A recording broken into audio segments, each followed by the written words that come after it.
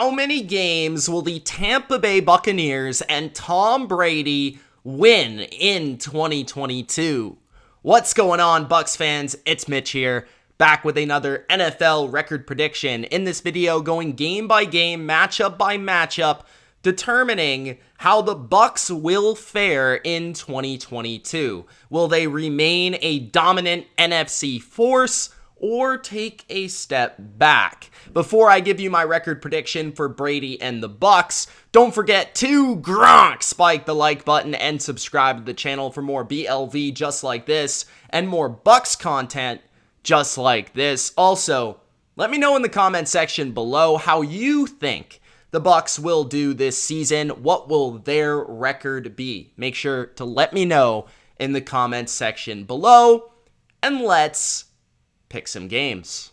Tampa Bay Bucs fans, it's time for your record prediction for 2022. I expect the Bucs to be in play for the number one seed in the NFC. I expect them to be one of the more dominant teams and consistent teams in the NFL.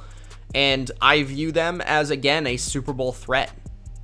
Super Bowl champs a couple of years ago. Last year didn't exactly go your way with a lot of injuries. But I looked at them at the end of the season and said if they were healthy, man, they could have repeated. So they're that good, and let's go through this schedule. So week number 1, on the road, headed to Dallas to play the Dallas Cowboys. I will be at this game. Got the tickets. My dad's 60th birthday. He is a Cowboys fan. I am a Brady fan, so I decided on this game in particular, which will be very exciting. Sunday Night Football. I think the Cowboys are a good football team. I don't think we realized how talented and good they were and how awesome their offense was early last year when they played the Bucs in week 1. A lot of people thought that would be a cakewalk for Tampa Bay at home, raising the banner, all the excitement. This year, I think the Bucs are aware how good the Cowboys can be and how they will attack them in particular. But Dallas is not as good as they were last year, right? They don't have the same receiving core. Amari Cooper's no longer there. And Michael Gallup's also a question to start the year. Their offensive line isn't as good. Their defense is definitely interesting. They can turn the ball over, but they're not a great shutdown unit that's going to give Brady a lot of issues. So I expect Tampa Bay to win this game. Would I be absolutely shocked if the Cowboys won at home on Sunday night? No, I wouldn't. But I would be pretty confident entering this game if I was a Bucs fan that they should be able to pull this one out. Week 2, you play the Saints in New Orleans, and you know how it is. I got to go with the Saints here. I'm done kind of like thinking that the Bucs are going to play better against the Saints until I see it. Right? I've been somebody that's been saying the Bucs are going to beat the Saints, this and that for the last 2 years. And the only time I was really right was in the playoffs, and that's because they drastically changed their approach to the game. And they got a little fortunate with how well their defense played and how poorly Drew Brees played. So in this game, I'm going to play the Saints because Jameis Winston, he's healthy again. That upgrades their quarterback spot. Their defense is one of the strongest in the league. They have a great approach to how they defend your offense. And they've got some more weapons this year with Michael Thomas coming back, Chris Olave in the draft. I think they're a tough team for the Bucs to beat given how they play them. We'll see if they can beat them later in the season, though. Week 3, you play the Packers at home, which is a huge game. It's Brady and Rodgers. Rodgers seems to struggle against the Bucs and Todd Bowles. Bowles seems to have the answers against Matt LaFleur's scheme and offense. And without Devontae Adams early in the year, it's going to be difficult for Rodgers to dice up a defense like the Bucs because he's not going to have that number one receiver to go to on third down in the red zone. I think life's going to be difficult for Rodgers in this game. But I do expect the Packers defense to put up a good fight against the Bucs offense, given how talented they are in the secondary and how deep they are. And if Chris Godwin's coming back a little bit slow, this one could be tighter and a defensive game more so than maybe a shootout, as many expect. But I'm going to take the Bucs because they're at home. They play very well at home. Brady can dictate the pace of the game, and that helps them keep Rodgers on the sidelines. Week 4, you play the Chiefs. A lot of people are calling this a loss for the Bucs, but I think the Bucs are the better team. I think they're better on both sides of the ball. Kansas City does have a stronger offensive line than when they played in the Super Bowl. And would I be shocked if the Chiefs beat the Bucs? No, obviously. But no, Tyreek Hill is a big difference maker. That's the guy that everybody's scared of. When you don't have that player, it allows the Bucs to shift their coverage and, some of their assignments and matchups to different players. So it's not going to be like you have all these new receivers with Tyreek Hill. It's just you move them down the depth chart. So instead of Tyreek Hill, somebody's covering Marquez Valdez-Scantling, and you maybe put more attention on Travis Kelce, and you maybe put Carlton Davis on a Juju Smith-Schuster, or potentially on a Sky Moore, somebody like that. So I look at this as Tampa Bay is the better team, and as long as their defense comes to play once again in this matchup, there is revenge at stake here for the Chiefs, and it's potentially there for them to upset the Bucs in Tampa Bay. But I do think Brady should be able to have his way with this defense, with all the changes that they've gone through this offseason and all the youth they have. They also don't have a very good pass rush either.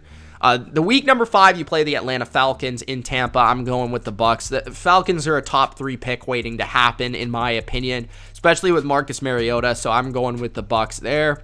You play the Pittsburgh Steelers in Pittsburgh, which is an interesting game. That could be one that's tougher than many expect, given their defense and how strong it is and the pass rush they could potentially bring. Pittsburgh has usually struggled to beat Tom Brady throughout his career, but in recent years, they've had more success. I do think the Bucs should win this game, though. And I do think this is a spot where if the Bucs defense is for real this year, this is a game where they really dominate and they help their offense win this game. Week 7, you play the Panthers. You've dominated the Panthers the last few seasons. I'm going to say you beat the Panthers here. Sam Darnold, really? I don't know. Week 8, you play the Baltimore Ravens at home. And my reasoning behind this game is Lamar is great, and this team is really good. And I think the Ravens defense can slow down the Bucs offense given their strength of their secondary. They don't have a fantastic pass rush, which will allow Brady some time. But I think because the Bucs have been so strong against the run in recent years, it should allow them to slow down what the Ravens do best. And this is also on a Thursday night at home, which means a short week of preparation and rest. And it's tough on a road team. I will take the Bucs there. Now, I have us losing, or the Bucs losing. I said us because I do cheer for the Bucs. But the Rams, I have the Rams beating the Bucs this year because they just keep beating the Bucs. So, again, this is my Saints logic. If the Bucs are going to lose some games, it's against teams that they struggle with. And I believe that they struggle with the Rams. Now, does this mean that could happen again in the playoffs? Not necessarily. I think Tampa Bay has made some necessary improvements. Personnel-wise, it just comes down to coaching-wise if they can put that into play. I don't think the Rams are as strong as they were in the playoffs, and I don't think the Bucs will be as weak as they are or unlucky as they were with injuries in the playoffs. So this isn't really talking about what may happen in the playoffs, but just for the regular season's sake, when I'm looking at the schedule and realistic losses for Tampa Bay, this is definitely one of the most realistic losses. Week number 10, you play Seattle. If it's Geno Smith, Drew Lock, it doesn't really matter. If the game's not in Seattle, there's almost no threat of the Seahawks winning this game. I will take Tampa Bay, especially as much as Pete Carroll wants to run the ball at this defense. Week 11 bye, which is nice. I could see you losing to Cleveland here if Deshaun Watson is back, but given how much the Browns do lean on their running game to be a part of their offense, that does favor the Bucs, as well as their defense being very simple and kind of easy to decipher and attack. I think that helps Tom Brady and company. Week 13, you play the Saints on Monday night at home. I think this is a spot that you can beat the Saints. So I am going to say that the Bucs win. It's Monday night. It's at home. I understand you lost Sunday night at home last year, but I just don't see you getting swept 2 years in a row with how talented the Bucs team is. It's just it would be really embarrassing if that were to happen. So I'm going to say the Bucs win that game at home. Week 14, you play the 49ers in San Francisco. This is an interesting one, but given how I'm just not a fan of Trey Lance, and as much as I respect Kyle Shanahan to maybe give the Bucs defense some issues, I think that you can play the Niners a lot like you played the Eagles in the playoffs and force their quarterback to make plays from the pocket, and his inconsistencies will be the reason you win this game. So I'm going to take Tampa Bay. Now, I did not include this as a loss in the Bengals prediction, and I am going to slightly tweak that a little bit. But I'm going to say that we lose to the Bengals, again with the we, and again, just putting out there, outright in front, that I do cheer for the Bucs. So if you guys are wondering out there, I cheer for the Bucs on top of cheering for the Patriots since Tom Brady has got there. So when I say we, I'm saying it to be honest. Okay, you got the Bengals.